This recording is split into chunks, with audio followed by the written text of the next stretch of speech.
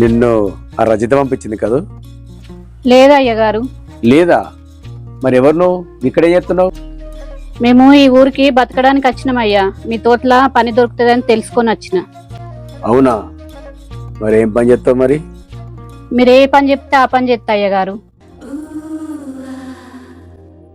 ఏ పని చెప్పినా చేస్తావా? చేస్తా అయ్యగారు. ఏ పనైనా?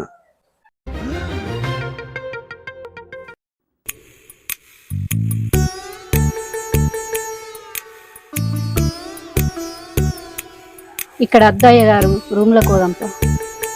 ఇంత అందమైన ప్రకృతిలో ఇంత అందమైన అమ్మాయివి చీకటి గదిలోనా? ప్రకృతిని ఆస్వాదిద్దాం పా.